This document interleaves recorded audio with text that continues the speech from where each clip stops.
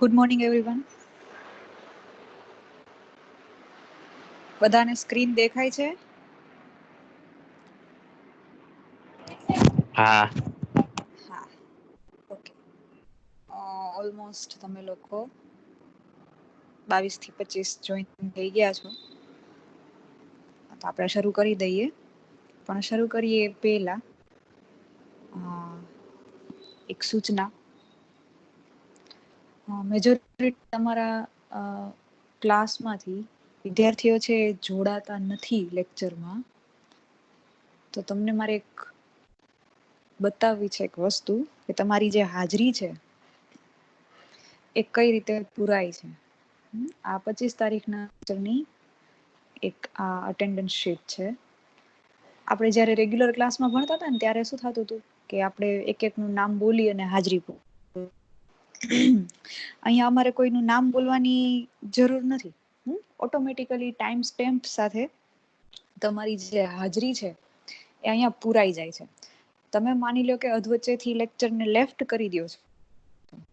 અહીંયા તમે જુઓ નકુમ કિશન છે તો એને 9:57 9 વાગે જોઈન કર્યું, 9:15 લેફ્ટ થઈ ગયો, 9:16 ફરી જોઈન થયો. બરાબર? તો જોઈન થાવ છો, મીટિંગ લીવ કરો છો, અધવચ્ચેથી લીવ કરી દો છો, પાછા જોઈન નથી થતા. બરાબર? જો આ બલભદ્ર છે તો એને 9:01 જોઈન કર્યું, 9:42 લેફ્ટ થઈ ગયો. બરાબર? તો એનો 2 ટાઈમ બતાવે છે અહીંયા. ભાદરકા ધવલ જો 9:01 જોઈન થયો, 9:06 લેફ્ટ થઈ ગયો, વળી પાછું 9:07 જોઈન થયો. મતલબ તમે લોકો જ્યારે પણ જોઈન થાવ છો, જ્યારે પણ લીવ થાવ છો, આ બધી જ વસ્તુ આમાં ઓટોમેટિકલી રેકોર્ડ થાય છે. અને તમે જેટલા લોકો જોઈન થાવ છો ને એ પણ અહીંયા રેકોર્ડ થાય છે. તો હવેથી એવું કરો કે તમે જેટલા પણ તમારા કોન્ટેક્ટમાં હોય બધાય કે જે હજી સુધી આમાં લેક્ચરમાં નથી આવ્યા, કે હજી સુધી એમને કંઈ ખબર જ નથી કે આ રીતે ઓનલાઈન લેક્ચર છે, મારા તરફથી તમે બનતા બધાને ઈમેલ કરવાની ટ્રાય કરી છે કે ભાઈ તમે લોકો તમારા આઈડી પાસવર્ડથી લોગિન થઈ જાઓ અને જોઈન થઈ જાઓ, પણ હજી સુધી બધા નથી થતા. બરાબર? તો તમારા કોન્ટેક્ટમાં કોઈ એવા તમારા ફ્રેન્ડ્સ હોય કે જે અસાઇનમેન્ટ દેવા માટે જ આવતા હોય, બરાબર? એવા ઘણા છે, આપણને ખબર જ છે. તો એમને એક વખત ઇન્ફોર્મ કરી દો કે આ રીતે હવેથી ઓનલાઈન ભણવાનું છે. અને બીજી એક વાત, આ વખતે તમારે ફી પણ ઓનલાઈન જ ભરવાની આવશે અને એના માટે તમારે પોતે જ રજીસ્ટ્રેશન રહેશે. એમાં કોલેજ ક્યાંય વચ્ચે નહીં આવે, કારણ કે ગવર્મેન્ટે જ આ ડિસિઝન લીધું છે. તો તમે લોકો જો હજી પણ એવી કોઈ ગફલતમાં હોય કે ભાઈ કાંઈ પ્રોબ્લેમ નહીં આવે, આપણે 5-25 જણા જાશું તો ચાલશે, તો ના, એ નહીં ચાલે. તરફથી બધાને ફોન પણ કરવાની ટ્રાય કરી છે કે ભાઈ તમને આઈડી પાસવર્ડ ન મળ્યા હોય તો હું તમને આઈડી પાસવર્ડ ફરીથી મોકલાવું. બરાબર? પણ છતાંય તમારા ધ્યાનમાં કોઈ તમારા એવા ફ્રેન્ડ્સ હોય કે જે હજી સુધી એને આ ખબર જ નથી કાંઈ, તો એમને કહેજો. એમની પાસે આઈડી પાસવર્ડ ન હોય તો મારો કોન્ટેક્ટ કરવાનું કહેજો. અને મેં તમને આજે અટેન્ડન્સ શીટ એ બતાવી હમણાં કે કઈ રીતે તમારું જે કાંઈ પણ તમારી અટેન્ડન્સ છે એ કઈ રીતે રેકોર્ડ થાય છે. આમાં મારે કોઈની હાજરી પૂરવી નથી પડતી, એની ઓટોમેટિકલી એ અહીંયા ટાઈમ સ્ટેમ્પ સાથે લખાઈને આવે છે કે આટલા વાગે આ વ્યક્તિ અહીંયા આવ્યો હતો મીટિંગમાં, આટલા વાગે આ વ્યક્તિ અહીંથી લીવ થઈ ગયો. બરાબર? એટલે અમને એ પણ ખબર છે કે કેટલા વિદ્યાર્થીઓ રેગ્યુલર હાજર રહે છે અને અમારે કોઈ પ્રકારની હાજરી ફિઝિકલી પૂરવી નથી પડતી, છતાં એમાં આવી જાય છે. એટલે તમારું અહીંયા ધ્યાન રખાય છે. બીજી એક વાત તમને જે બતાવું છે મારે, ઘણા લોકો અસાઇનમેન્ટ છે ને એ જોવે છે પણ અસાઇનમેન્ટ સબમિટ નથી કરતા.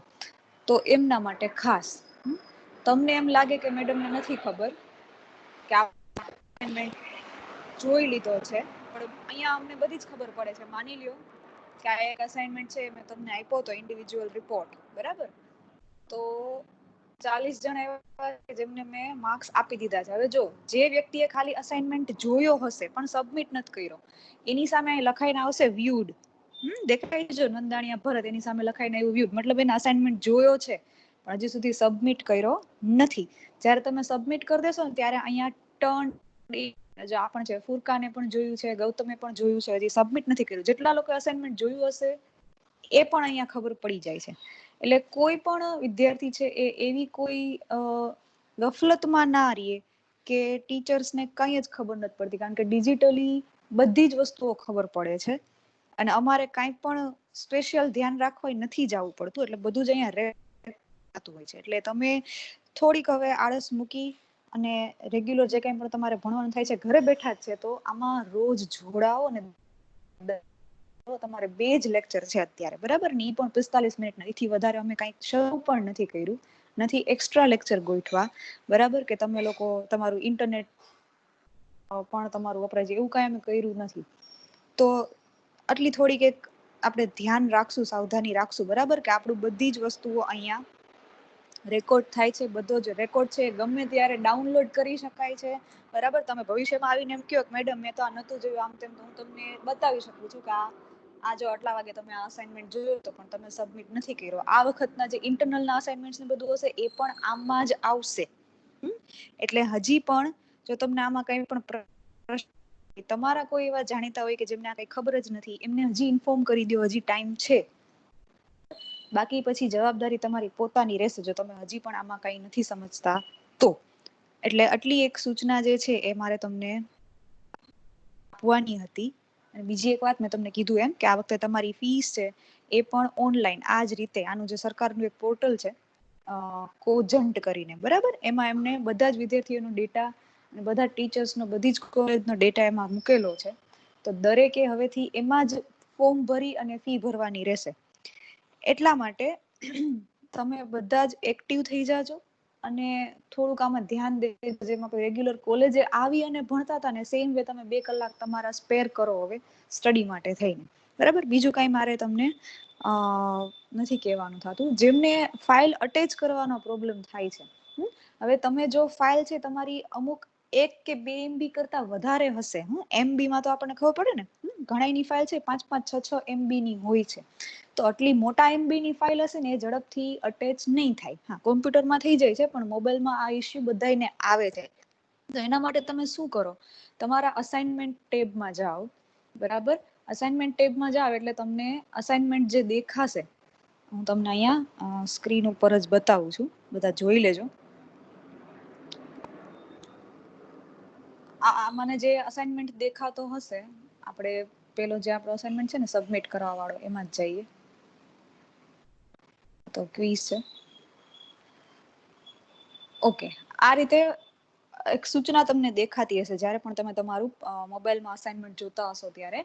અહીંયા નીચે તમને અટેચ વર્કનો ઓપ્શન આવતો હશે. તમને અહીંયામાંથી નહીં દેખાય પણ હું મોબાઈલમાંથી ટ્રાય કરું શેર કરવાની.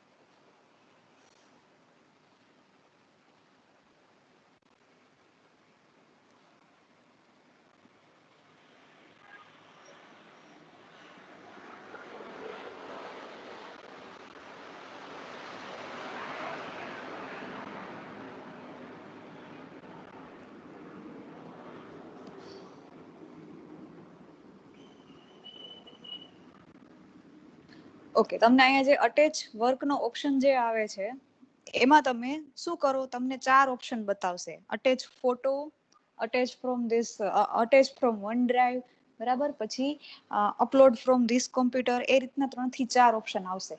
એમાંથી તમારે અટેચ ફોટોમાં જઈને તમે જે કંઈ પણ લખ્યું છે ને એ ફોટો છે આમાં અટેચ કરી દેવાના.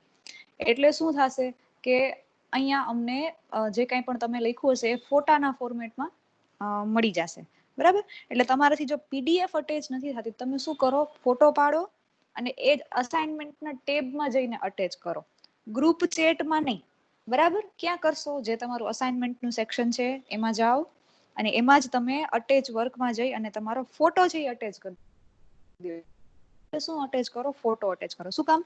PDF ની સાઇઝ છે એ વધારે MB હોય તો એ અટેચ નથી થતી. મોબાઈલમાં આ પ્રોબ્લેમ આવે છે, એકને નહીં ઘણા બધાને આવે છે.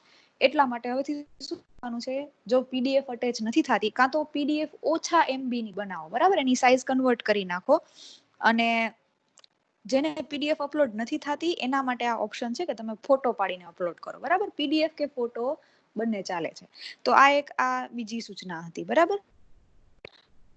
કે હવે આપણે આપણા સિલેબસ ઉપર આગળ વધીએ છીએ. આને કઈ લગતા કોઈને કઈ પ્રશ્ન હોય તો પૂછી લ્યો. જેમને અટેચ નથી થતું એમને મને મેસેજ કર્યા હતા, એ બધાને મેં કીધું કે મેસેજ પણ મેં એમને એ જ કીધું હતું કે તમે ફોટો પાડી અને અટેચ કરી દો. પણ ઘણા લોકો સમજ્યા નહીં, ફોટો એમને ચેટમાં અટેચ કર્યો છે. ચેટમાં નથી કરવાનો, અસાઇનમેન્ટ ટેબમાં જાઓ, જ્યાંથી તમે પીડીએફ અટેચ એ જ જગ્યાએ જઈને એમાં ફોટો અટેચ કરવાનો છે, બરાબર? ચેટ બોક્સમાં નથી કરવાનો. ચાલો, તો હવે કોઈને કઈ પ્રશ્ન ન હોય તો આપણે આગળ વધીએ. અને બીજી એક વાત કે જે કાંઈ પણ તમને અસાઇનમેન્ટ અપાય છે, બરાબર, ક્લાસ વર્કના ફોર્મેટમાં, એ બધા જ પૂરા કરો. કારણ કે એક સ્ટુડન્ટ તરીકેનો પણ તમારો રેકોર્ડ છે જનરેટ થાય છે, એક વ્યક્તિનો રેકોર્ડ જનરેટ થાય છે, એમાં તમારું પરફોર્મન્સ કેવું છે, પુઅર છે, ગુડ છે, વીક છે, બરાબર, એક્સેલન્ટ છે, એ પણ એમાં દેખાશે. જ્યારે પણ આપણે બધું થોડુંક લેવલમાં આવી જશે, બધા જ વિદ્યાર્થીઓ જોડાશે, પછી હું તમને એ પણ બતાવીશ કે કઈ રીતે અમે તમારો એક પ્રોગ્રેસનો ગ્રાફ છે આમાં ઓટોમેટિકલી જોઈ શકીએ છીએ. થોડીક હવે સિરિયસનેસ અને જોડાવા માંડો, લેક્ચર ભરો અને થોડુંક ધ્યાન આપો, બરાબર? કારણ કે સમય એવો છે કે આપણે રૂબરૂ તો નથી મળી શકતા, અધરવાઇઝ અમે તમને ક્લાસમાં ભાષણ દેતા જ હતા. પણ બેટર છે કે અત્યારે તમારા ટાઈમે તમે ભણો છો, બરાબર, તમારી સગવડતાએ તમે ભણો છો, રોજ ઉઠીને આવવું નથી પડતું, તો થોડોક ટાઈમ આપીએ, બરાબર, અને સમયસર બધું સબમિટ પણ કરતા રહીએ. અને ખાસ એક આ મારા વતી એટલું કામ કરજો કે જેટલા પણ તમારા ફ્રેન્ડ્સ હોય કે જેમને હજી ખબર જ નથી, એમને પ્લીઝ ઇન્ફોર્મ કરજો કે જો એમને કાંઈ પણ આઈડી પાસવર્ડ નથી મળ્યા કે લેક્ચરમાં નથી જોડાતા તો એ મારો કોન્ટેક્ટ કરે. કારણ કે એમનું ફોર્મ તો જ ભરાશે જો આમાં લોગિન થશે. જો એ લોગિન થયેલા નહીં હોય તો એનું એડમિશન રદ થઈ જાય, ફોર્મ નહીં ભરી શકે, બરાબર? તમારું સેમ 5 કન્ટિન્યુ કરવા માટે થઈને ફોર્મ મેં તમને હમણાં કીધું ઓનલાઈન ભરવાનું રહેશે. એટલે બધાને તમે ઇન્ફોર્મ કરી દેજો, બરાબર? મારા વતી તો હું ફોન કરું જ છું, પણ છતાંય તમે એટલું જાણકારીમાં તમારા હોય એ લોકોને કહેજો. ઓકે, તો હવે આપણે આગળ વધીએ આપણા સિલેબસમાં. લાસ્ટ ટાઈમ આપણે એક રિપોર્ટ લખતા શીખ્યા, બરાબર? કે ભાઈ જ્યારે કોઈ કંપની સેલ્સ ઇમ્પ્રુવમેન્ટ માટે કોઈ રિપોર્ટ લખવાનું કહે તો એ કેવો હોય, એ આપણે શીખાતા, એક ફોર્મેટ હતું, બરાબર? હવે બીજું, ચાંદ, તું અત્યારે કઈ એપ્લિકેશનમાંથી લેક્ચર ભરે છે? એપ્લિકેશન કઈ એપ્લિકેશનમાંથી લેક્ચર ભરો છો? માઇક્રોસોફ્ટ ટીમ્સ, બરાબર? માઇક્રોસોફ્ટ ટીમ્સમાં, હા હા, લેક્ચર તમે ટીમ્સમાં ભરો છો. હા હા હા, કહું સાંભળ. લેક્ચર તમે ટીમ્સમાં ભરો છો અને ફી ભરવા માટે પણ ટીમ્સના આઈડી પાસવર્ડ ને બધું જોશે, બરાબર? એટલે એના માટે પોર્ટલ છે તમારે તમારા આઈડી પાસવર્ડ એ નાખવા પડશે. એટલે બે વસ્તુ એકબીજા સાથે કનેક્ટેડ છે, બરાબર? જો તમે આવેલા હશો તો જ તમે તમારું રજીસ્ટ્રેશન કરી શકશો. પેલા તમે શું કરતા હતા, તમે નવા સેમેસ્ટરમાં આવતા તો તમારે ખાલી એક ફીની રિસિપ્ટ દેવાની રહેતી હતી, બરાબર? રિઝલ્ટ આવી જાય એટલે ફી આપો એટલે તમારું સેમ 5 છે, સેમ 4 છે, એ તમે એના સ્ટુડન્ટ ગણાઈ જતા હતા. હવે શું થશે, દરેક સેમેસ્ટરના સ્ટુડન્ટને આ રીતે પોતાએ જ ફોર્મ ભરવું પડશે ઓનલાઈન, અને એમાંથી જ એનું બધું ફીઝનું કામ એને એમાંથી જ કરવાનું છે. કોલેજને કાંઈ આપવું આવવાનું નથી, ઓનલાઈન જ તમારા ડોક્યુમેન્ટ્સ એ પણ તમારે એમાં અપલોડ કરવાના છે. કોલેજને એક પણ કાગળ તમારે દેવા આવવાનો થતો નથી. ઓનલાઈન મતલબ કમ્પ્લીટલી ઓનલાઈન.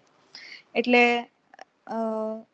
જ્યારે પોર્ટલ ઉપર આવવાનું થશે ત્યારે હું તમને એ પણ સમજાવીશ, બરાબર? ડેમો આપીને કે આ પોર્ટલમાં તમારે શું અટેચ કરવાનું છે. એટલે પણ પેલું કામ છે, તમે થઈ જાઓ અને અહીંયા તમારી હાજરી પુરાવી દો કે હા તમને આઈડી પાસવર્ડ મળેલા છે એમ, બરાબર? ઓકે, તો હવે આપણે આપણા રિપોર્ટમાં આગળ વધીએ. તો ઇન્ડિવિજ્યુઅલ રિપોર્ટ્સ, એમાં આપણે ફર્સ્ટ જે સમજાતા રિપોર્ટ એ ટાઈપનો રિપોર્ટ હતો કે જેમાં સેલ્સ મેનેજર પાસે કંપનીના જે ડાયરેક્ટર છે એ એવો રિપોર્ટ માંગે છે કે ભાઈ કંપનીના જો મારે સેલ્સને ઇમ્પ્રૂવ કરવું હોય, બરાબર, વેચાણ વધારવું હોય તો શું સુધારા કરી શકાય, એના સજેશન્સ આપતો રિપોર્ટ એમને લખવાનો હતો. હવે અહીંયા જે છે એ થોડોક બીજા પ્રકારનો રિપોર્ટ છે, બરાબર? કેવો રિપોર્ટ છે? તો તમે પહેલા સૂચના વાંચો એટલે તમને ખબર પડશે. બધાને સૂચના ઉપર દેખાતી હશે. અત્યારે તમે બધા જ બુક ને પેન પણ લઈને બેસો, કારણ કે આપણે લખવાનું પણ છે અને લખાઈ જાય એટલે મને ચેટ બોક્સમાં મોકલવાનું પણ છે. ઓકે, જેમને અવાજ ઓછો આવે છે, હવે આવે છે મારો અવાજ કે હું જોરથી બોલું? ચલો, હવે અવાજ આવે છે?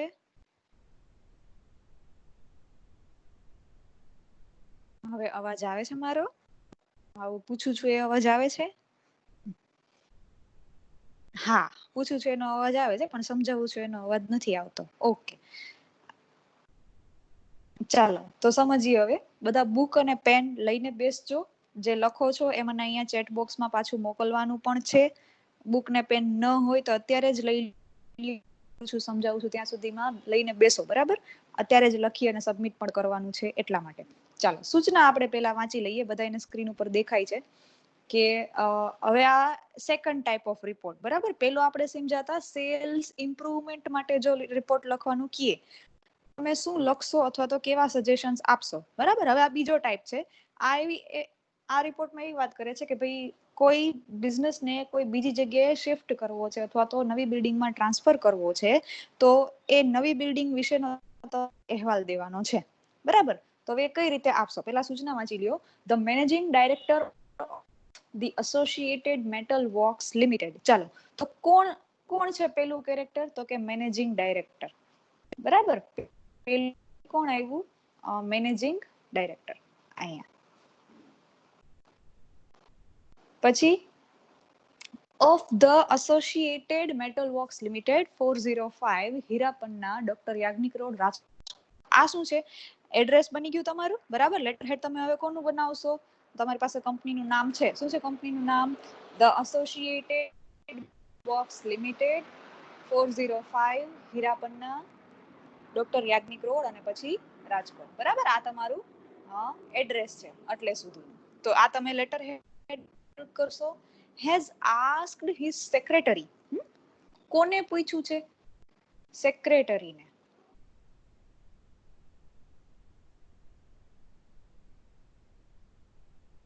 કોણ લેટર લખવાનું કહે છે? Managing director. કોને લેટર લખવાનું કહે છે? સેક્રેટરીને. હવે સબ્જેક્ટ શું છે? શેના માટે લેટર લખવાનું કહે છે? To give report on the proposed new office, બરાબર? રિપોર્ટનો સબ્જેક્ટ શું છે? Proposed new office. તો નવી જે ઓફિસ કરવાની છે એનો રિપોર્ટ આપ. એને શું કીધું એમાં? Giving details of the most suitable building available and any alteration necessary for the building. જેટલા પણ આપણે ઓલ્ટરેશન કરવા પડે, ઓલ્ટરેશન મતલબ બિલ્ડિંગમાં સુધારા વધારા કરવા પડે, એના સજેશન, અને મોસ્ટ સ્યુટેબલ બિલ્ડિંગ મતલબ આખા એરિયામાં સૌથી સ્યુટેબલ બિલ્ડિંગ. આટલી વસ્તુઓ આ તમારા રિપોર્ટમાં હોવી જોઈએ, બરાબર? તો આપણે સૂચના વાંચીએ એટલે આપણને 3 વસ્તુઓ ખબર પડી. સૌથી પહેલું શું? કઈ કંપનીનું લેટર હેડ આવશે? તો કે the associated metal works limited 405 Hirapanna doctor Yagnik road Rajkot, બરાબર? આ કંપનીનું નામ છે. તો જો મેં લેટર હેડ જે બનાવ્યું એમાં મેં લખ્યું છે નીચે the associated metal works limited 405 Hirapanna doctor Yagnik road Rajkot, બરાબર? લેટર હેડ બની ગયું બધાને? સમજાણું? સૂચનામાં જે હતું એમાંથી જ મેં આ લેટર હેડ બનાવ્યું. આ તમને ગયા વખતે પણ સમજાવ્યું હતું, જે આપણે પેલો લેટર શીખાતા એમાં જ લેટર હેડ બન્યું, બરાબર? પછી બીજું એને શું કીધું? કોણ પૂછે છે? Managing director. રિપોર્ટ લખવા માટેની ઇન્સ્ટ્રક્શન્સ કોને આપ્યા છે? મેનેજિંગ ડાયરેક્ટરે. Has asked his secretary. કોને પૂછ્યું છે? એને સેક્રેટરીને પૂછ્યું છે, બરાબર? અને ત્રીજી વસ્તુ શું કીધી એને? શેના માટેનો રિપોર્ટ છે? For the proposed new office. તો સબ્જેક્ટ તમારો શું બનશે? પ્રપોઝડ ન્યૂ ઓફિસ, બરાબર? તો તમે આટલું 3 વસ્તુઓ એક સૂચના વાંચી અને બનાવી શકો છો, બરાબર? તો ચાલો બધા એક આ 3 વસ્તુઓ પહેલા બનાવી નાખે. લેટર હેડ, જેને એડ્રેસ કરો છો એનું એમનું અહીંયા ટાઇટલ અને એ બધું, ડેટ અને તમારો સબ્જેક્ટ, બરાબર? આટલી વસ્તુઓ તમે પહેલા બનાવો. ચાલો લખી નાખો અને લખાઈ જાય એટલે આપણે આગળ વધીએ. લેટર હેડ બધાને સમજાય? લેટર હેડ બનાવ્યું, બરાબર? સૂચનામાં જે લખ્યું હતું એમાં તમને કંપનીનું નામ આપ્યું હતું, કંપનીનું એડ્રેસ પણ આપ્યું હતું. તો એ જ બેઠે બેઠું મેં અહીંયા વચ્ચે લખ્યું છે. લેટર હેડ હંમેશા કેવું હોવું જોઈએ? થોડુંક હાઇલાઇટ થતું હોય એવું, અને તમારા આખા પેજમાં મિડલમાં આવવું જોઈએ, અને થોડુંક હાઇલાઇટ થયેલું પણ હોવું જોઈએ. શું કામ? કારણ કે લેટર હેડ એને જ કહેવાય કે જે લેટરના હેડ પોઝિશન ઉપર આવે, હેડ સૌથી ઉપરની પોઝિશન ઉપર આવે, એટલા માટે લેટર હેડ. તો સૂચનામાં તમને જે કંપનીનું નામ આપ્યું છે ઉપર એ કંપનીનું નામ, સૂચનામાં તમને જે એડ્રેસ આપ્યું છે નીચે એ જ એડ્રેસ, બરાબર? આ બંને વસ્તુઓ લખી નાખો એટલે તમારું લેટર હેડ બની જાય. પછી શું કરશો? રાઈટ સાઈડમાં તમે શું લખશો? ડેટ. જે ડેટ બાબતે તમે ફ્લેક્સિબલ છો, કારણ કે આ રિપોર્ટની જે સૂચનાઓ આવે છે એમાં તમને ક્યાંય ડેટ આપેલી નથી હોતી, તમે તમારી રીતે કોઈ પણ ડેટ છે એ બનાવી શકો, બરાબર. તો તમે અહીંયા રાઈટ સાઈડમાં કોઈ પણ ડેટ લખી નાખો, તમને જે અનુકૂળ લાગે એવી એ તમે લખી નાખો, બરાબર. પછી ડેટ પછી તમને જે વ્યક્તિએ રિપોર્ટ લખવાનું કીધું છે, મતલબ તમે રિપોર્ટ કોને સબમિટ કરશો, તો કે ભાઈ મેનેજિંગ, હું શું કામ મેનેજિંગ ડાયરેક્ટરને રિપોર્ટ સબમિટ કરીશ, કારણ કે અહીં સૂચનામાં આપ્યું છે ને, the managing director of this company has asked his secretary, મતલબ કોણે કીધું છે રિપોર્ટ લખવાનું, મેનેજિંગ ડાયરેક્ટરે. કોણ રિપોર્ટ લખશે, સેક્રેટરી, બરાબર. તો જ્યારે તમે નીચે સિગ્નેચર કરશો ત્યારે શું આવશે, જે કંઈ પણ તમારું છે એ અને તમારા ડેઝિગ્નેશનમાં સેક્રેટરી. ક્લિયર બધાને? તો પેલા 3 વસ્તુઓ આપણે લખશું, લેટર હેડ, ડેટ અને કોને લેટર લખો છો એ. સબ્જેક્ટ પણ તમને એમાંથી જ મળી ગયો. જો મેં કાંઈ નવો વિષય નથી બનાવ્યો, ખાલી શું લખ્યું, સબ્જેક્ટ કરીને શું લખી નાખ્યું છે, report on the proposed new office. જો એ સૂચનામાં પણ છે અને એ જ સેમ ટુ સેમ મેં અહીંયા લઈ લીધું છે, સબ્જેક્ટ બનાવી દીધો છે, બરાબર. સૂચનાને જોઈને જ તમને બધું મળી જશે, તમારે કાંઈ પણ જાતે આ 3 વસ્તુઓ બનાવવાની નથી થતી. સૂચનામાં મેં વાંચ્યું report on proposed new office, તો એનો જ મેં અહીંયા સબ્જેક્ટ બનાવ્યો, report on the proposed new office, બરાબર. બધાને લખાઈ ગયું હશે? યસ. આજે આપણે લિમિટેડ નો લેટર હેડ માં આપણે ખાલી લિમિટેડ નું નામ લખીએ તો ના ચાલે? લેટર હેડ માં ઓનલી, મતલબ કે આજે એસોસિએટેડ, આજે લેટર હેડ માં એડ્રેસ લખવું પડે. લેટર હેડ નો મતલબ શું થાય? હા, એડ્રેસ છે એ આપણે જે આપણે ડેટ નથી લખેલી જાન્યુઆરી 9, ત્યાં આપણે એડ્રેસ લખીએ તો એટલે ઉપર લેટર હેડ હાઇલાઇટમાં કોને ખાલી કહેવાય? ના, એમ ન ચાલે. મેં પહેલે દિવસે સમજાવ્યું હતું, લેટર હેડ કોને કહેવાય, તો કે જે તે કંપનીનું પોતાનું એક આખું લેટર હેડ, મતલબ એવું પેજ કે જેમાં કંપનીની સ્ટેમ્પ હોય, ઓફિશિયલ ગણાતું હોય, અને જે ઓફિશિયલ ગણાતું હોય ને એમાં આ જ રીતે એડ્રેસ હોય. હજી આની નીચે એ લોકો વેબસાઇટ, ફોન નંબર જે કંઈ પણ હોય એ પણ અહીંયા એડ હોઈ શકે, એવું જરૂરી નથી કે ખાલી આટલું જ હોય. મેં તમને લાસ્ટ યર આપણે જ્યારે બધા લેટર્સ લખતા હતા ને પેલા બિઝનેસ કમ્યુનિકેશનના સબ્જેક્ટમાં, બરાબર, ત્યારે મેં તમને લેટર હેડ બતાવ્યું હતું પણ ખરા. જેટલા લોકો રેગ્યુલર આવતા હતા એ બધાને ખબર છે કે મેં સમજાવ્યું હતું કે લેટર હેડ શું કામ આપણે આ રીતે બનાવીએ છીએ, કારણ કે ઉપર જો આપણે એડ્રેસ બીજું આપણી કંપનીનું લખવું ન પડે એટલા માટે જ લેટર હેડ હોય છે. જેને આપણે લખતા હોય એનું જ એડ્રેસ લખવાનું છે ખાલી, પછી આપણી કંપનીનું એડ્રેસ આપણે લખવું પડતું નથી. આ તો કંપનીની અંદરનું કમ્યુનિકેશન છે કે મેનેજિંગ ડાયરેક્ટર છે એ સેક્રેટરીને કહે છે, સેક્રેટરી કહે છે, પણ છતાંય લેટર હેડ ઉપર થાય છે. પણ જો તમે તમારી કંપનીમાંથી બીજી કોઈ કંપનીને લેટર મોકલતા હોય કાંઈ પણ કહેવા માટે થઈને, તો તમારે કંઈ એડ્રેસ ઘડી ઘડી લખવાનો ટાઈમ ન હોય, બરાબર. એટલા માટે દરેક કંપની શું કરતી હોય, આવા પ્રિન્ટેડ લેટર હેડ રાખ્યા હોય. ને આપણે તો એક્ઝામ બાબતે લખીએ છીએ એટલે આપણે બનાવવું પડે છે. તમે જ્યારે ક્યાંય નોકરી માટે જાશો તો જે તે સંસ્થાનું પોતાનું એપ, ના, લખવું તો પડે જ, કારણ કે એ નિયમ છે, બરાબર. આપણે એમાં કોઈ પણ આપણે આડેઅવડું ન કરી શકીએ. છે, પણ મેં કીધું કે આવી રીતે લખીએ તો ચાલે એમ. ના, એમ લખવાનું ન તો હોય તો ચાલે. મને ખ્યાલ અહીંયા જેમ છે એમ જ લખવાનું છે, બરાબર. ઉપર પેલા કંપનીનું ઓકે નામ મેમ. આવવું જોઈએ, નીચે એનું એડ્રેસ. તમે ઈચ્છો તો હજી ફોન નંબર ને વેબસાઇટ પણ તમે જાતે બનાવીને લખી શકો છો, એ પણ ચાલે. પણ લેટર હેડ હંમેશા તમારા પેજની મિડલમાં આવશે અને હાઇલાઇટેડ હોવું જોઈએ, બરાબર. એને જ આપણે લેટર હેડ કહેશું. લેટર આપણે જે લખતા હોય ને એમાં આપણે રાઈટ ને લેફ્ટ સાઈડ એડ્રેસ ને બધું લખીએ છીએ. આ શું છે, રિપોર્ટ છે, પણ એનું ફોર્મેટ થોડુંક લેટર જેવું છે એટલે. બાકી છે આ રિપોર્ટ, લેટર નથી. પણ ફોર્મેટ એનું કોના જેવું છે, લેટર જેવું. જે લોકો પેલા પીરિયડમાં હાજર હતા, જે લોકોએ ઇન્ડિવિજ્યુઅલ રિપોર્ટનો પેલો પીરિયડ જ્યારે સમજાતા, એમાં જ મેં આ વસ્તુ સમજાવી હતી. તમને જે MCQ નું જે ક્વિઝ આપી છે ઇન્ડિવિજ્યુઅલ રિપોર્ટ ઉપરની, એમાં પણ આ ક્વેશ્ચન છે કે individual report is return in the format of letter. Letter જેવું એનું ફોર્મેટ છે, પણ એ લેટર નથી. ઓકે, ચાલો. તો લેટર હેડ હંમેશા પેજની મિડલમાં, એડ્રેસ સાથે અને હાઇલાઇટેડ. ક્લિયર? અને મેં તમને એ પણ કીધું હતું કે જ્યારે એક્ઝામમાં લખો ત્યારે આખા પેજમાં એક આખું બોક્સ પણ બનાવી નાખો, જેથી કરીને બોક્સની અંદર જ લખો બધું, બોક્સની બહાર નહીં. તો એક સારું પણ લાગે છે અને એક સારી ઇમ્પ્રેશન પણ ક્રિએટ થાય છે ને, ક્લિયર અને સારું વર્ક થાય છે, બરાબર. એવી રીતના લખવું હોય તો આ 3 વસ્તુઓ તમે લખો પછી સબ્જેક્ટ લખી નાખો, બરાબર. બધાએ report on the propose new office, એ પણ મેં ઉપર જે સૂચના હતી એમાંથી જ બનાવ્યો છે. હવે આપણને એને શું કીધું છે કે તમે નવી ઓફિસની ડિટેલ્સ આપો. Giving details of the most suitable building available. જે પણ સ્યુટેબલ બિલ્ડિંગ આ એરિયામાં અવેલેબલ હોય એની ડિટેલ્સ આપો. And any alteration necessary for the building. અને બિલ્ડિંગમાં જે કંઈ પણ સુધારા વધારા કરવાની જરૂર હોય એની પણ ડિટેલ્સ આપો. બરાબર, આ 2 પોઈન્ટ આપણે ધ્યાનમાં રાખી અને આખે આખો આપણો રિપોર્ટ લખશું. બરાબર, તો એટલે સુધી બધાને લખાઈ ગયું છે? ચેટ બોક્સમાં લખીને કયો. યસ. સબ્જેક્ટ પછી ડિયર સર નો આવે? ચાલે, સબ્જેક્ટ પછી પણ ડિયર સર લખો, સબ્જેક્ટ પહેલા ડિયર સર લખો, ડિયર સર ને કોઈ પ્રોબ્લેમ નથી. બરાબર, પણ ડિયર સર હોવા જોઈએ. ઓકે, ડિયર સર મેડમ, તમે જે સંબોધન છે તમારું એ મેં તમને પહેલી વખતે પણ સમજાવ્યું હતું કે અહીંયા તમે સબ્જેક્ટની પહેલા પણ લખો તો પણ ચાલશે. અહીંયા સબ્જેક્ટ લખી લીધા પછી અહીંયાથી શરૂ કરો. અહીંયા મારે લખવું હોય કે ડિયર સર, તો તોય મને કોઈ ના નથી પાડતું. બરાબર, બે જગ્યાએ ચાલશે. ઓકે, ચાલો. હા, તો આપણને જે પોઈન્ટ્સ લખવાના એમને કીધા છે કે પહેલા તો શું આપો, તો કે નવી બિલ્ડિંગની ડિટેલ્સ આપો, મોસ્ટ સુટેબલ બિલ્ડિંગ. બરાબર, તો આપણી ડિટેલ્સ એવી હોવી જોઈએ કે આપણા મેનેજિંગ ડાયરેક્ટરને એવું થાય કે આપણે બહુ સારું કામ કર્યું છે અને બહુ સારું બિલ્ડિંગ આપણે ગોઈતું છે. બરાબર, તો એ ટાઈપની ડિટેલ્સ આપણે લખવાની.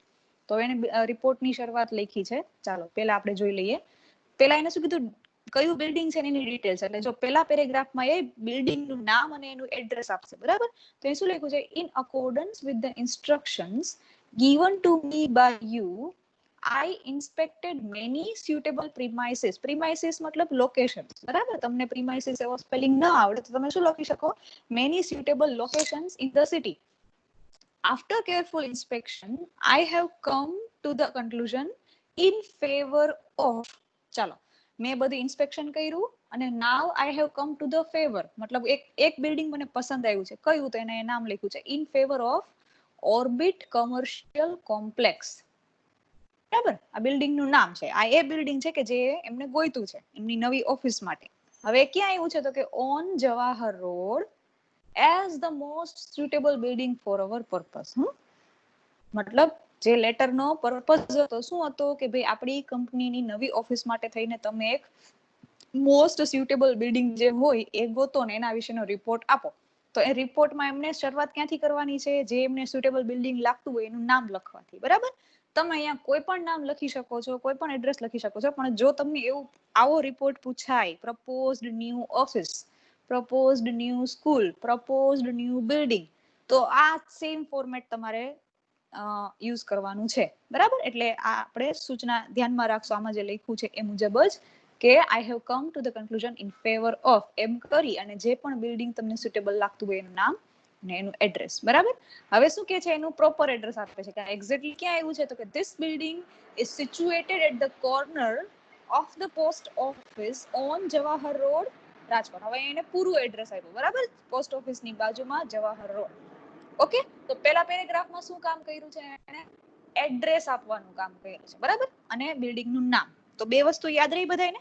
જ્યારે આવો રિપોર્ટ તમને લખવાનો પૂછાય ત્યારે પહેલા પેરેગ્રાફમાં શું લખશો, તમને જે સુટેબલ બિલ્ડિંગ કે સુટેબલ કોમ્પ્લેક્સ લાગતું હોય એનું નામ અને એનું એડ્રેસ. બરાબર, કે આ જગ્યાએ મને આપણી ઓફિસ કરવા માટે થઈને આ બિલ્ડિંગ સુટેબલ લાગે છે. પછી એને શું કીધું, આ બિલ્ડિંગની ડિટેલ્સ પણ એને જોઈએ છે મેનેજિંગ ડાયરેક્ટરને. તો હવે સેકન્ડ પેરેગ્રાફમાં જુઓ, ડિટેલ્સ આપે છે. This building is 10 storied. 10 storied મતલબ 10 માળનું છે. Okay, including the basement with 2 lifts. Basement મતલબ એમાં આપણે એમ કહી શકીએ ને કે નીચે પાર્કિંગ પણ છે અને with 2 lifts, એમાં 2 લિફ્ટ પણ છે. તો આ એને બિલ્ડિંગની જે કાંઈ પણ કન્સ્ટ્રક્ટિવ આખી સ્ટ્રેટેજી છે એના વિશેનો પેરેગ્રાફ છે. પહેલા પેરેગ્રાફમાં શું લખશો, બિલ્ડિંગનું નામ અને ક્યાં લોકેટ થયું છે એ. સેકન્ડ પેરેગ્રાફમાં શું લખશો, બિલ્ડિંગની શું ફેસિલિટીઝ છે. બરાબર, તો એને શું કીધું, 10 માળનું બિલ્ડિંગ છે. It has a basement, it has 2 lifts, it has in all 40 rooms. ચાલો, હવે બિલ્ડિંગમાં કેટલા રૂમ્સ છે મતલબ કેટલી ઓફિસીસ છે એ પણ લખ્યું. 4 of which are 50 by 40 feet. જેમાંથી 4 રૂમ કે 50 by 40 ફૂટના મોટા.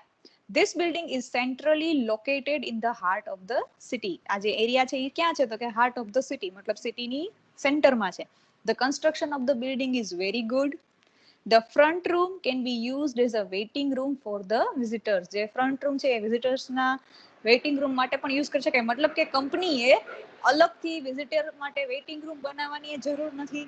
તો બિલ્ડિંગનું આખું જે કન્સ્ટ્રક્શન છે એ કંપનીના પર્પઝમાં એની ફેવરમાં કામ કરે એવું છે, બરાબર. એટલા બધા એના ફ્લોર્સ છે, એમાં આટલી લિફ્ટની સુવિધા છે, બેઝમેન્ટ છે, એટલા મોટા મોટા રૂમ છે, એમાંથી 4 રૂમ તો 50x40 ના છે, ઉપરથી એ લોકો પાસે વેઇટિંગ રૂમ તરીકે યુઝ કરી શકાય એવો પણ એક રૂમ છે આ બિલ્ડિંગમાં.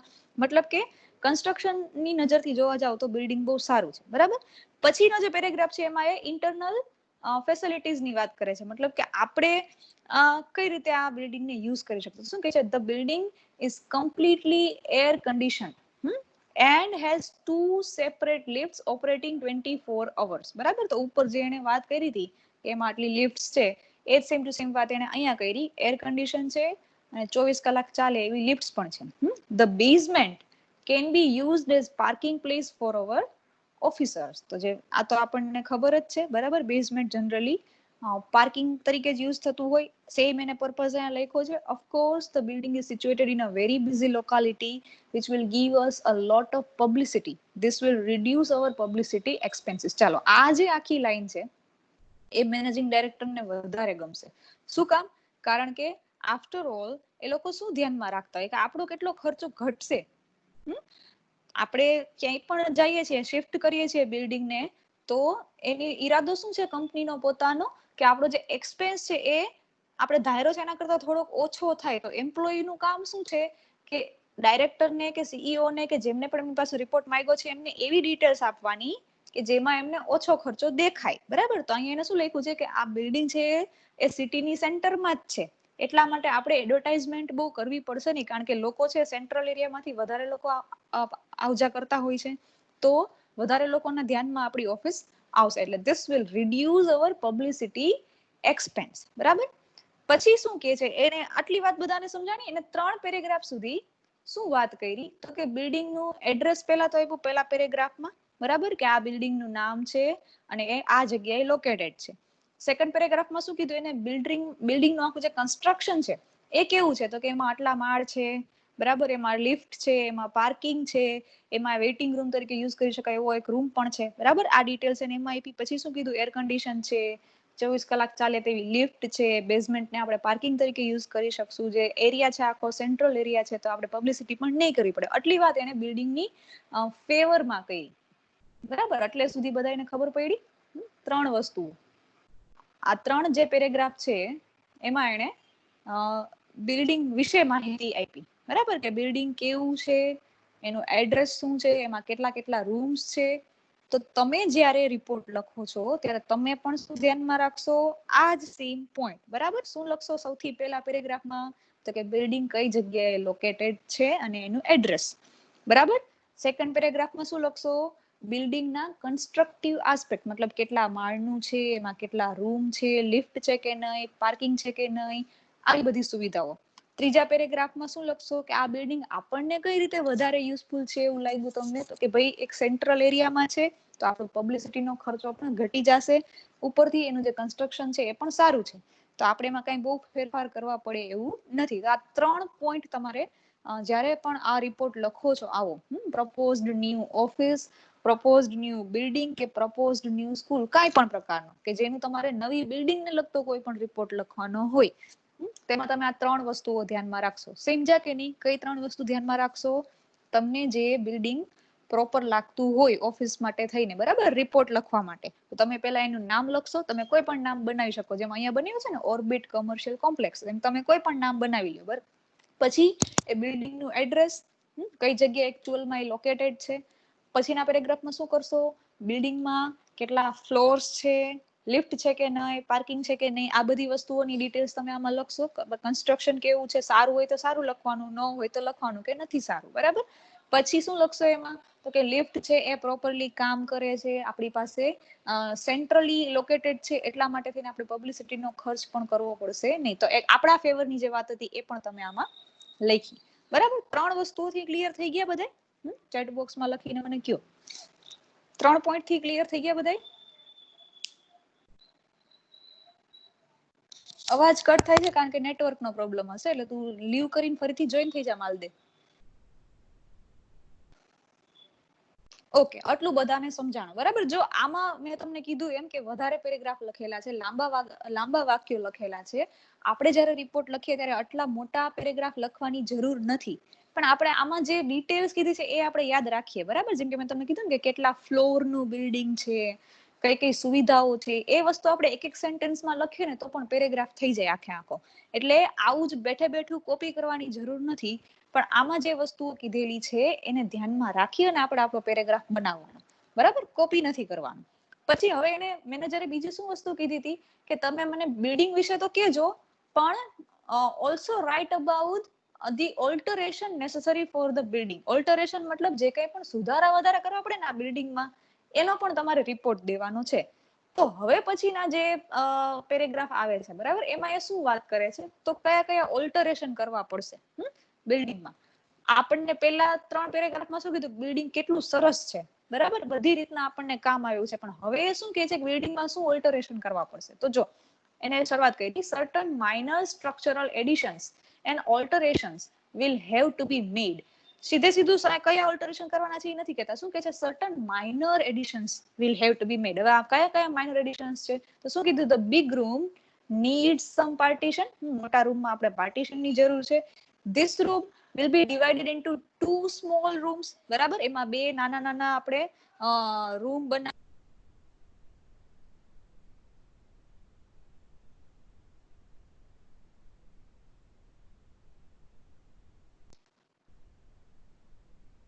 પછી this room is divided into 2 small rooms, one for the receptionist and one for the office clerk. જો હવે એને શું કર્યું કે જે ઓલ્ટરેશનમાં એને શું વિચાર કર્યો કે આપણે પાર્ટીશન કરી નાખીએ, બરાબર. આગળ એને કીધું હતું કે આગળ એક મોટો વેઇટિંગ રૂમ બની શકાય એવું છે, તો ત્યાં એને ઓલ્ટરેશન બતાવ્યા. શું બતાવ્યા કે અહીંયા આપણે પાર્ટીશન કરી દઈએ. એ પાર્ટીશન એક છે રિસેપ્શનિસ્ટ માટે અને બીજું છે ઓફિસ ક્લર્ક માટે યુઝ કરી શકાશે, બરાબર. આ રીતે એને પેલું ઓલ્ટરેશન કીધું. બીજું શું કહે છે, on each floor a modernized toilet is there for common use. એટલે દરેક ફ્લોર ઉપર ટોયલેટ છે, એટલે આ લોકો હવે ટોયલેટ તો બનાવવા પડે એમ નથી, બરાબર. the only thing is that we will have to install water cooler in the corner of the room. પણ પાણી પીવાનું છે એ નથી, એટલે આપણે વોટર કુલર ઇન્સ્ટોલ કરશું. we will have to fit tube lights in each and every room.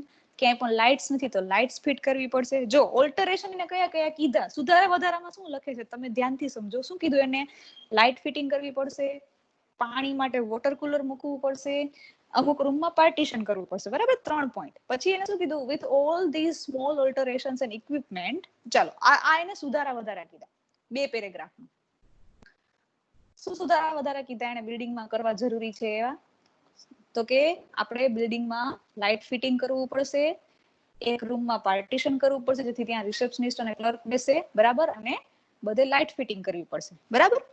પેલા જે 2 પેરેગ્રાફ હતા એમાં એને શું વાત કરી હતી, બિલ્ડિંગનું લોકેશન શું છે, બિલ્ડિંગનું નામ શું છે અને બિલ્ડિંગનું કન્સ્ટ્રક્શન કેવું છે, બરાબર. બીજા જે 2 પેરેગ્રાફ છે એમાં એની વાત કરી કયા કયા સુધારા વધારા કરવાની જરૂર છે.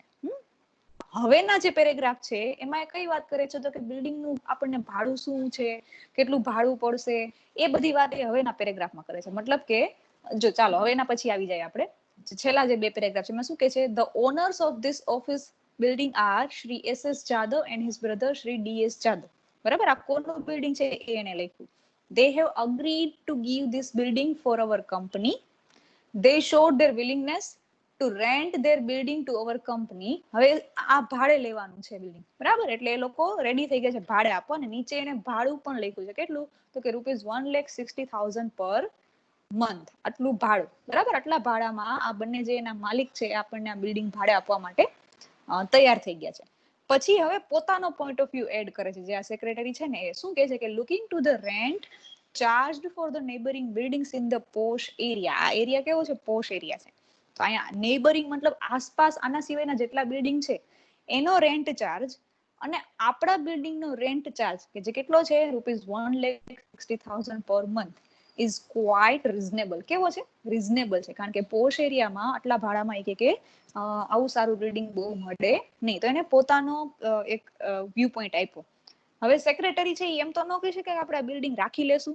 એ શું કરી શકે, સજેશન આપી શકે. એટલે એને સજેશન આપ્યું કે રેન્ટ પણ સારો છે, એના માલિક પણ આપણને ભાડે દેવા માટે તૈયાર થઈ ગયા છે, બિલ્ડિંગનું કન્સ્ટ્રક્શનનું કામ સારું છે, અને આપણે બહુ માઇનર ઓલ્ટરેશન કરવા પડશે. ઉપરથી બિલ્ડિંગ છે સિટીની સેન્ટરમાં છે, પોશ એરિયામાં છે, તો આપણે આ બિલ્ડિંગનો આપણે ઓફિસ તરીકે યુઝ કરી શકશું, બરાબર. અને પછી શું કહે છે, if time permits we can go and visit the building whenever convenient to you. તમને જ્યારે યોગ્ય લાગે ત્યારે આપણે આ બિલ્ડિંગને જોઈ આવશું રૂબરૂ, અને પછી આપણે ડિસિઝન લેશું, બરાબર. નીચે એનું યોર્સ ફેથફુલી પોતાનું નામ અને પોતાનું ડેઝિગ્નેશન, બરાબર. તો આટલી વસ્તુઓ એને લાસ્ટ પેરેગ્રાફમાં મેન્શન કરી. તો તમારો જે આવો લેટર છે કે જેમાં તમને એવું પૂછાય કે કોઈ એક નવી બિલ્ડિંગ વિશે અથવા તો કોઈ એક નવા કોમ્પ્લેક્સ વિશે કે એના માટેની ઓફિસ માટે થઈને રિપોર્ટ આપો, તો તમારે કયા પોઈન્ટ્સ ધ્યાનમાં રાખવાના રહેશે? તો તમારે લેટર હેડ ને એડ્રેસ ને સબ્જેક્ટ તમને બધાને હવે ખબર પડી ગઈ છે, બરાબર. બિલ્ડિંગ વિશે કઈ વસ્તુઓ ધ્યાનમાં રાખશો કે તમારે પેલા 1 કે 2 પેરેગ્રાફમાં બિલ્ડિંગનું નામ અને એડ્રેસ વિશે લખવાનું, બિલ્ડિંગમાં કયા કયા કન્સ્ટ્રક્શનના ફેસિલિટીઝ છે, મતલબ કેટલા માળનું બિલ્ડિંગ છે, બરાબર, કેટલા રૂમ છે, કઈ કઈ સુવિધાઓ છે, એ બધું તમે લખશો. પછીના જે 1 કે 2 પેરેગ્રાફ હોય એમાં તમે શેની વાત કરશો, તો કે તમારે બિલ્ડિંગમાં કયા કયા ચેન્જીસ કરવા પડશે. જો તમને એવું પૂછ્યું હોય કે ચેન્જીસ કેટલા કરવા પડશે તો જ તમારે આ પેરેગ્રાફ લખવા. ઉપર સૂચનામાં ઓલ્ટરેશન એવો વર્ડ યુઝ કરેલો ન હોય તો તમારે આ ઓલ્ટરેશન વાળો લખવાનો નથી, બરાબર. ઓલ્ટરેશન પૂછ્યું હોય તો જ લખવાનું. તો ઓલ્ટરેશનનો પેરેગ્રાફ લખશો. પછી શું લખશો કે બિલ્ડિંગનું તમને ભાડું કેટલું પડશે અને આ સારું છે કે યોગ્ય છે કે નથી એ, બરાબર. આપણને જો રિઝનેબલ લાગતું હોય તો આપણે એવું સજેશન કરવાનું કે ભાઈ હા આ જે બિલ્ડિંગ છે એનું રેન્ટ જે છે એ રિઝનેબલ છે, તો આપણે આ બિલ્ડિંગને આપણા ઓફિસ માટે થઈને યુઝ કરી શકશું, બરાબર. કરવું જોઈએ આવું સજેશન આપવાનું, ઓર્ડર નથી કરવાનું. શું કામ? કારણ કે તમે શું છો, સેક્રેટરી છો. તમે કોને રિપોર્ટ આપો છો? Managing director. તમે ડાયરેક્ટરને ઓર્ડર કરી શકો નહીં, તમે એમને સજેશન આપી શકો. એટલે તમે છેલ્લે સજેશન આપો છો, પછી તમારું નામ, ડેઝિગ્નેશન અને સિગ્નેચર, બરાબર. આટલું કરશો એટલે તમારો આ એક જે રિપોર્ટ છે એ તૈયાર થઈ જાય. હવે અત્યારે સાથે ભલે તમારાથી લખી નથી શકાણું, પણ હું હમણાં અસાઇનમેન્ટના ટેબમાં મૂકું છું. તમે લોકો લખી અને પછી એમાં મને મોકલી દેજો.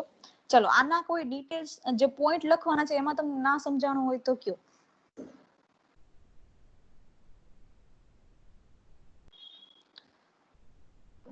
બધાને સમજાઈ ગયું?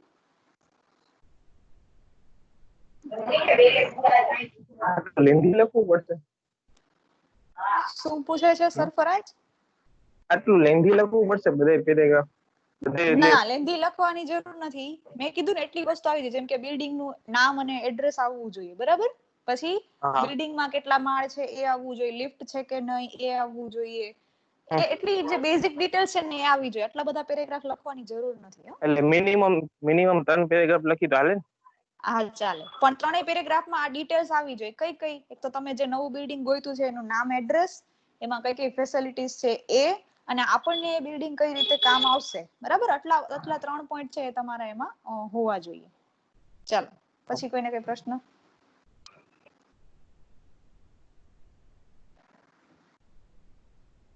ઓકે, તમે જાતે જ્યારે આ રિપોર્ટ લખશો ત્યારે તમને ઓટોમેટિકલી ક્વેશ્ચન્સ થશે, અને પ્રશ્ન થાય તો મને તમે ત્યારે પૂછજો. અત્યારે કોઈને ક્વેશ્ચન નથી ને?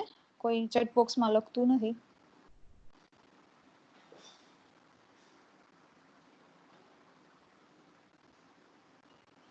ઓકે, તો આપણે નેક્સ્ટ ટાઈમ પાછા જ્યારે મળશું ત્યારે હજી એક ટાઈપ બાકી છે રિપોર્ટનો, એ આપણે સમજી લેશું. પછી આપણે ઇન્ડિવિજ્યુઅલ રિપોર્ટ ટોપિકને પૂરો કરશું અને આપણે ટેક્સ્ટ બુકમાં આગળ વધશું, બરાબર. આ તમારે જાતે લખવાની ટ્રાય કરવાની છે. હું તમને હમણાં અસાઇનમેન્ટના ટેબમાં મૂકું છું એટલે તમે જોઈ લેજો અને પછી લખજો. એડ્રેસ આપણે કંપનીનું આ જ રાખશું, જે અત્યારે આમાં લખેલો તમે લેટર હેડ જે અત્યારે બનાવ્યું ને ચાલુ લેક્ચરે એ જ રાખશું. અને સેમ આ જ વસ્તુ તમારે લખવાની છે, પણ તમારી રીતે લખવાની છે, બરાબર. આ મટીરિયલ તમારી પાસે નહીં હોય, તમારે જાતે બનાવવાનું છે કે તમે શું લખશો. અત્યારે જે સમજ્યા છો ને આખા પીરિયડમાં એ જ સેમ વસ્તુઓ તમારે એમાં લખવાની છે તમારી જાતે, બરાબર. ઓકે, ચાલો આપણે નેક્સ્ટ ટાઈમ હવે પાછા મળશું. હું તમારી હાજરી પૂરી લઉં છું. કોઈ લેફ્ટ ન થતા હું ડાઉનલોડ કરી લઉં અટેન્ડન્સ શીટ, અને પછી આપણે લીવ થાય, બરાબર. ઓકે, ચાલો હવે નેક્સ્ટ ટાઈમ આપણે પાછા મળશું. You can live the meeting. Thank you for joining.